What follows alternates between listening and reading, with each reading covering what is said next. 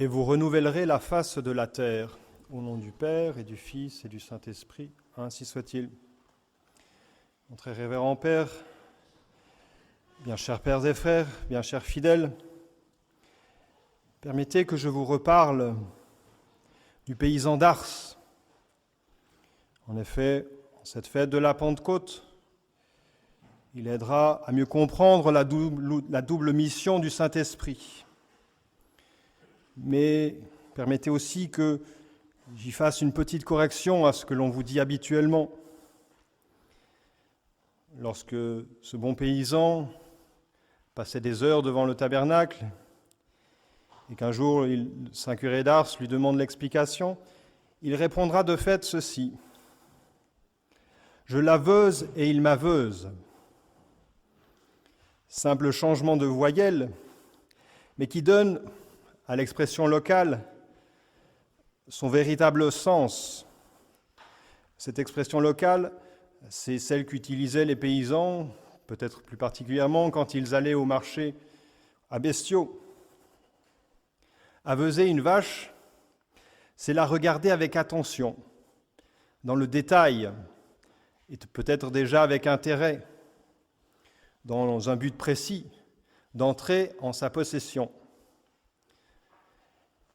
Et c'est donc ce paysan qui va prononcer ces paroles devant le Saint curé d'Ars pour caractériser ses échanges avec notre Seigneur au tabernacle.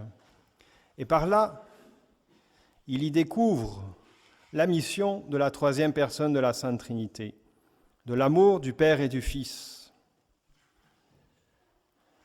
Cette mission, cette double mission, pour, à travers l'univers visible de la création, nous faire entendre le mystère de l'amour du Père. Donc d'abord, à travers la création, pouvoir remonter à l'amour du Père. Et pour, à travers l'univers visible de la rédemption, nous faire entrevoir le mystère de l'amour du Verbe incarné. Autrement dit, cette double mission consiste à nous unir à l'amour du Père et du Fils par la réalité qui nous entoure et même qui est en nous, cette réalité naturelle et aussi cette réalité surnaturelle. Ainsi, le paysan d'Ars est grand. Selon le plan du bon Dieu, il vit de toute la réalité. Il a les pieds sur terre, même si sans doute celui-là est déjà à la retraite, mais un paysan n'est jamais vraiment à la retraite de fait. Oui, il a les pieds sur terre et en même temps, il a la tête, le cœur dans le ciel de la grâce, dans le ciel de la présence eucharistique.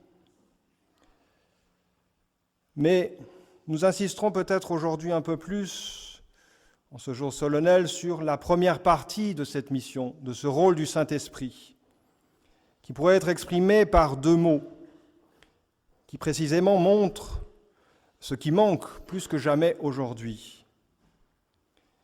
Ayant perdu l'esprit, l'homme moderne est atteint de folie. Et ces deux mots, et la réalité qui lui manque, c'est le bon sens. C'est à nous y ramener, si on n'y est pas déjà, que le Saint-Esprit est envoyé par le Père et le Fils pour renouveler d'abord la face de la terre.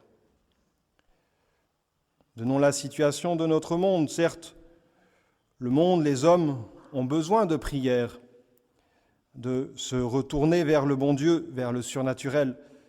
Mais avant même cela, il y a comme un autre retour à effectuer, dont nous parle Marcel de Corte, en disant ceci: « En ce monde étrange où nous sommes, dire que le blanc est blanc et le noir noir est une audace qui se paye parfois d'une balle dans la nuque, et pas toujours, et presque toujours d'un silence hostile de l'opinion publique et des intellectuels qui la gouvernent. Quiconque profère une affirmation aussi catégorique, le blanc c'est du blanc, le noir c'est du noir, est considéré comme un faible d'esprit, pire encore, comme un personnage antédiluvien, rigoureusement inadapté à son époque. C'est comme dire plus simplement que l'homme contemporain, en aveusant une vache, peut se dire sans sourciller que c'est un taureau. La destination de l'homme est donc aujourd'hui menacée d'un pôle à l'autre, parce que l'élément essentiel qui le constitue, animal raisonnable, vient à lui manquer. Sa nature est atteinte. Cet élément essentiel, c'est le bon sens, mes bien chers fidèles. Devant ce bon sens qui doit l'orienter vers son but, par la création, par la réalité qui l'entoure, sans le détourner, bien entendu, cette création, sans qu'elle le détourne du but final, qui est le ciel. Comment mieux vous expliquer ce que le bon sens est, qu'en vous disant que c'est en quelque sorte le propre du paysan, qui appelle Blanquette sa vache, une vache et non pas une chèvre. C'est une sorte de santé mentale, et pas seulement mentale, puisque c'est une santé qui touche tout notre être humain. Pour la conserver et même la développer, il faut aller à la réalité. Il faut aller à la réalité de ce qui nous entoure et à la réalité de notre nature humaine, de ce que nous sommes. Nous ne sommes ni des anges, nous ne sommes pas non plus des bêtes. Et cela est aussi aller à la réalité de ce qu'est toute la création que le bon Dieu nous donne autour de nous. Le bon sens est donc l'intelligence directe, saine et droite de l'orientation qu'il nous faut suivre pour être un homme. Qu'est-ce que je dois être pour être un homme ? Eh bien, je dois suivre cette lumière que le bon Dieu nous donne sur notre destinée qui passe par la réalité naturelle pour atteindre les réalités surnaturelles et enfin le ciel, selon que le Père nous créa, selon que le Fils nous racheta. Voilà que le bon sens est comme le démarrage de cette marche vers notre éternité bienheureuse. Son importance à ce bon sens, Bossuet la disait ainsi, il est, ce bon sens, le maître de la vie de l'homme. Il est le maître de la vie de l'homme. Sans lui, notre vie prend des chemins tortueux. Sans lui, notre vie se perd dans ces constructions de l'esprit, qu'on nomme aujourd'hui des théories, dont on est plus que jamais friand. Chacun a sa théorie, chacun développe sa théorie, chacun avance ses hypothèses qui deviennent vite des thèses. Alors que par le bon sens, par cette puissance illuminatrice, on va simplement jusqu'à l'évidence des choses. C'est ce qu'aujourd'hui, malheureusement, on a de plus en plus de peine à faire. Et ne nous disons pas que ça touche seulement nos pauvres contemporains. Malheureusement, cette atmosphère nous fait perdre aussi peut-être un peu ce bon sens. Parce qu'on doit suivre le fonctionnement de ceux qui nous entourent, plus ou moins, les lois, etc. Certes, il y a 3 siècles, il eût été sans doute inutile d'en parler de ce bon sens. C'eût été comme enfoncer des portes ouvertes. Mais aujourd'hui, après tout ce temps de révolution, de révolte contre Dieu, contre le Créateur, eh bien l'homme a perdu littéralement l'esprit divin. Et donc il a perdu ce bon sens. Il a perdu cette intelligence qui le rattache à la nature des choses, à la réalité. Alors que notre vie doit être dirigée d'abord et avant tout par ce bon sens. Tout son être au bon sens, c'est d'être avec l'être, avec la réalité, comme avec un ami. Aujourd'hui, on enseigne à nos contemporains à fuir cette réalité précisément. Comme un ennemi, enfuyez-vous dans ce que vous savez bien, vous connaissez bien. Et ça a commencé, cette fuite de la réalité a commencé avec le rationalisme. Lorsque cette raison a été comme divinisée par la Révolution, et cette raison qui se tourne vers l'irréalité et confond l'être des choses avec ses illusions, avec ce qu'elle construit dans sa tête. C'est dramatique. Et on comprend pourquoi Montesquieu disait « J'aime à causer avec les paysans parce qu'ils ne sont pas assez savants pour être bêtes. » Oui, aujourd'hui, on se croit très, très, très intelligent, beaucoup plus que dans ces siècles du Moyen-Âge et d'obscurantisme. Mais est-ce que c'est vraiment cela ? On devrait redevenir un peu paysan, retrouver le bon sens. Oui, où en sommes-nous ? Tous, de fait, ne sont pas également pourvus de bon sens. C'est la nature et donc le bon Dieu, notre Créateur, qui le permettent ainsi. Mais aujourd'hui, il y a plus grave que cette inégalité naturelle. Il y a perte, c'est-à-dire il y a aliénation, il y a maladie mentale. Pourquoi ? Parce que l'homme veut être autre chose qu'une nature humaine incarnée.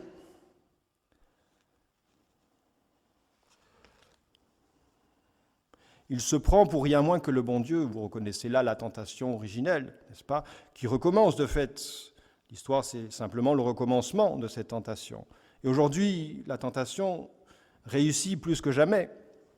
Il se prend pour Dieu, cet homme, libre de tout, prétendant être le juge de tout, sans limite, sans contrainte.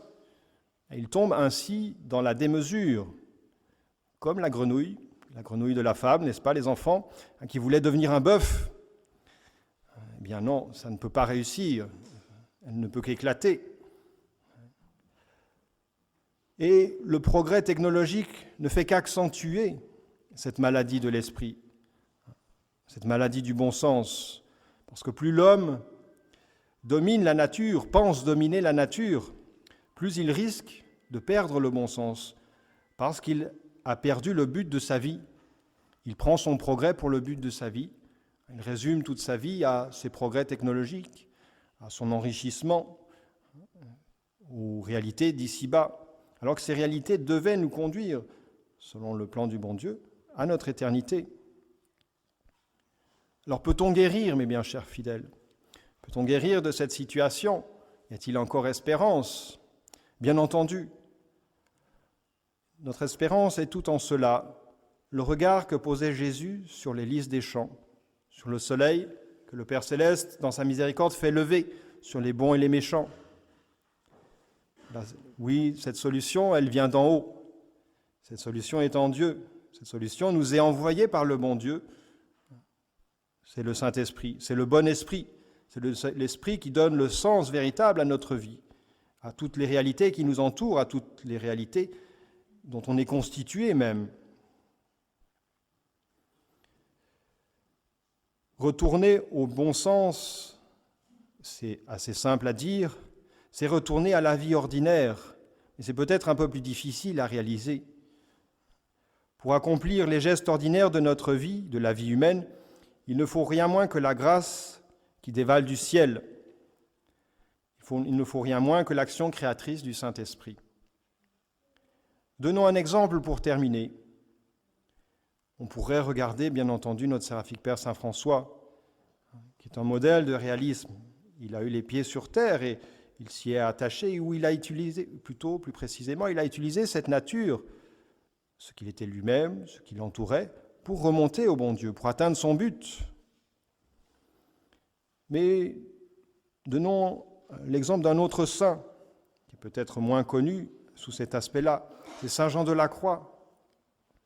On se le représente facilement comme un grand mystique, peut-être toujours perdu dans les étoiles.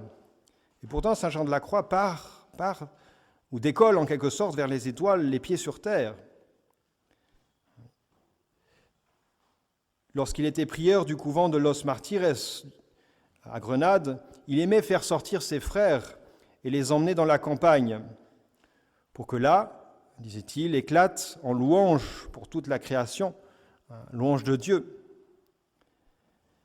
Mais bien des fois, ces religieux devaient partir à sa recherche et ils le trouvaient en extase, non pas les yeux vers le ciel, mais fixés sur un brin d'herbe, sur un bouquet de thym. Oui, c'est là, mes bien chers fidèles, que le bon sens conduit à cette réalité naturelle qui nous entoure, à Dieu le Père, qui nous témoigne tant d'amour dans cette réalité naturelle, que l'on veut mettre de côté aujourd'hui. Le Divin Esprit a donc aujourd'hui bien de l'ouvrage devant, puisqu'il doit renouveler la face de la terre en redonnant aux hommes le bon sens, pour que par là, il s'élève à l'amour du Père et du Fils, pour les siècles des siècles, ainsi soit-il. Au nom du Père, et du Fils, et du Saint-Esprit, ainsi soit-il.